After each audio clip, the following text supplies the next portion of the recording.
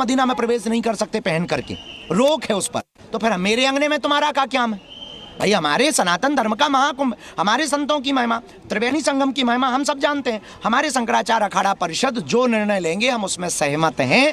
अगर वो ये रोक लगा रहे हैं तो ये सही है। कल से यहाँ पे भंडारा चलाना शुरू किया है। ये लोग बहुत ज्यादा सेवा कर रहे हैं हमारी। जहाँ मैं खड़ा हूँ इसके पीछे जितना पॉकेट है, सारी मुस्लिम आबादी का पॉकेट है। सब ने अपने अपने घरों को खोल दिया। किसी ने कत्ता दे दी, बिछाने के लिए व्यवस्था कर दी। जनाब, आज की खबरों में जरा गौर फरमाइएगा। मजहब नहीं सिखाता आपस में बैर रखना, हिंदी है हम वतन हैं, हिंदोसिता हमारा। मरहूम अल्लामा इकबाल के ये चंद अल्फाज हिंदुस्तान के नागरिकों के बीच आपसी सौहार्द को बिगाड़ने वाले, बयानबाजी करने वाले लोगों के कलेजे में तीर की तरह चुभते हैं। खैर, अस्सलाम वालेकुम दोस्तों, आप सभी की खुशामदीद नए नजरिए में। मैं हूँ मारिया, वीबी न्यूज इंडिया।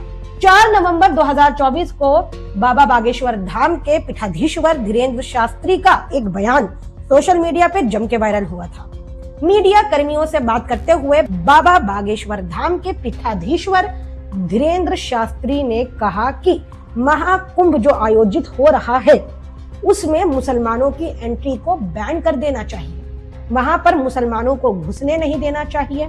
जिसके बाद जनाब, जैसे ही ये बयान सोशल मीडिया तथा अन्य अखबारों की खबर की हेडलाइन बनी तो बाबा बागेश्वर धाम के समर्थन में काशी के जगत गुरु नरेंद्र आनंद का भी एक बयान सोशल मीडिया पे वायरल हुआ।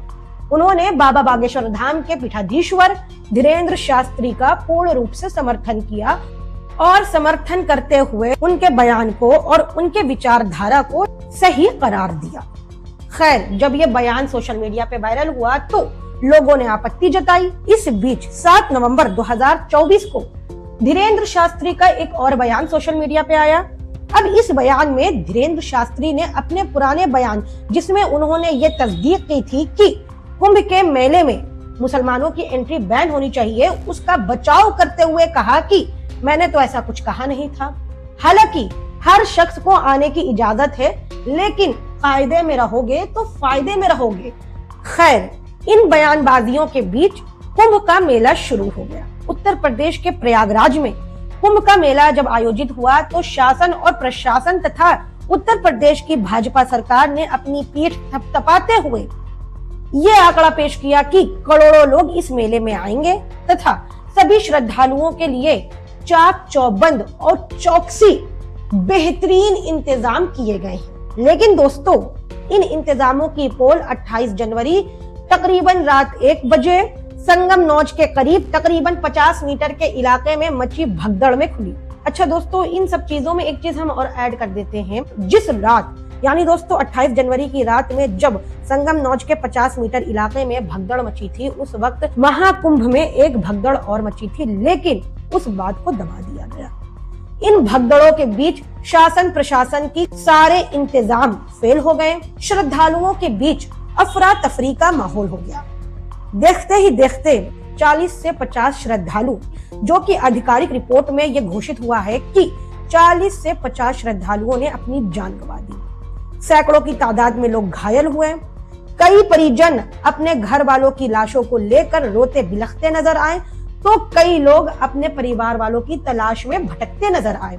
इस भगदड़ के बाद भारतीय जनता पार्टी की उत्तर प्रदेश के सिंहासन में राज्य करने वाले सीएम योगी आदित्यनाथ जी के इस्तीफे की भी मांग उठी।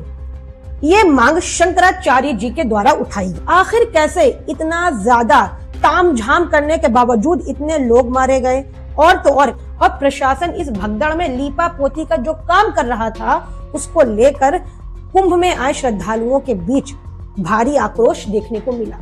लेकिन दोस्तों, ये तो हो गई एक खबर जहां पर शासन प्रशासन फेल हो गया, सरकार की सारी रणनीति फेल हो गई। श्रद्धालुओं को लेकर जो दावा कर रही थी सरकार, वो दावे की भी पोल खुल गई। जब दोस्तों शासन प्रशासन ने अपने हाथ खड़े कर दिए तो उस वक्त ना तो जमीनी स्तर पे धीरेन्द्र शास्त्री आए और ना ही धीरेन्द्र शास्त्री के नफरती बयानबाजी को समर्थन देने वाले पीठाधीश्वर तथा जगत गुरु जैसे लोग नजर आए। जमीनी स्तर पर सरकार तथा शासन प्रशासन के कंधे से कंधा मिलाकर नजर आए तो केवल प्रयागराज यानी इलाहाबाद के रहने वाले मुस्लिम समुदाय के नागरिक। जी हाँ दोस्तों, आप सही सुन रहे हैं।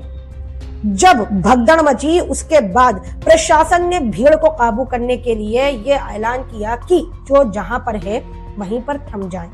हाईवे ब्लॉक हो गई, वाहनों की रफ्तारें थम गई और लोग संगम के स्नान में जो श्रद्धालु दूर दराज से आ रहे थे वो फंस के रह गए। इस बीच दोस्तों, प्रयागराज के रहने वाले मुस्लिम समुदाय के नागरिकों ने जिन नागरिकों का बॉयकॉट धीरेन्द्र शास्त्री जैसे बड़े गुरुओं ने किया, जिन्होंने आह्वान किया था कि मुसलमानों को नहीं आना चाहिए, वही मुसलमानों ने तकरीबन 8 करोड़ से भी ज्यादा श्रद्धालुओं के लिए अपने घर, दुकानें, मकाने तथा अपनी इबादत गाहें यानी मस्जिद, दरगाह और इमाम बाड़ों के गेट खोल दिए। प्रयागराज के मुस्लिम समुदाय के नागरिकों का कहना है कि ये सब हमारे मेहमान हैं, हम इनकी सेवा क्यों नहीं करेंगे। और तो और दोस्तों, प्रयागराज के मुस्लिम समुदाय के नागरिकों ने शासन, प्रशासन तथा मौजूदा सत्ताधारी पार्टी से कंधा मिलाकर महाकुंभ में आए श्रद्धालुओं की जमकर सेवा की। चाय नाश्ते का इंतजाम किया। तकरीबन 25,000 से भी ज्यादा लेटने बैठने के लिए गद्दे, चादर और कंबलों का इंतजाम किया। और तो और रात भर यानी दोस्तों 28 की रात जो भगदड़ मची उसके बाद प्रशासन ने अलर्ट जारी किया। भीड़ को काबू करने के लिए महाकुंभ का प्रशासन जुट चुका था। इस बीच और लोग जो कि भूख से तड़प रहे थे, जिनको दवाओं की जरूरत थी, जो आराम करना चाह रहे थे, जो इस जाम में फंस चुके थे, उन लोगों की मदद करने के लिए प्रयागराज के मुस्लिम समुदाय के नागरिकों ने आगे आके अपना हाथ बढ़ाया और उन लोगों की मदद की। प्रयागराज के रहने वाले मुस्लिम समुदाय के नागरिकों ने इंसानियत को बढ़ावा देते हुए तथा आपसी भाईचारा आज भी हिंदुस्तान में जिंदा है, उसकी जिंदा मिसाल पेश की। जिसके बाद दोस्तों कई ऐसी फोटो और वीडियो सोशल मीडिया पे वायरल हुए जहां पर हिंदू श्रद्धालुओं ने मुस्लिम समुदाय के नागरिकों का आभार व्यक्त किया और तो और उनका शुक्रिया अदा किया। दोस्तों, सियासत से जुड़े लोग नफरत की राजनीति किए जा रहे हैं और हम जैसे नागरिक इन सियासी गिद्धों की बातों में खींचे जा रहे हैं।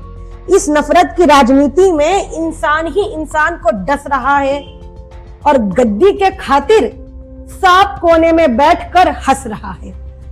खैर, आज की वीडियो आपको कैसी लगी तो कृपया करके इस वीडियो को ज्यादा से ज्यादा लोगों तक शेयर करना, मुझे लाइक करना, सब्सक्राइब करना और फॉलो करना मत भूलिएगा। जब तक के लिए खुदा हाफिज।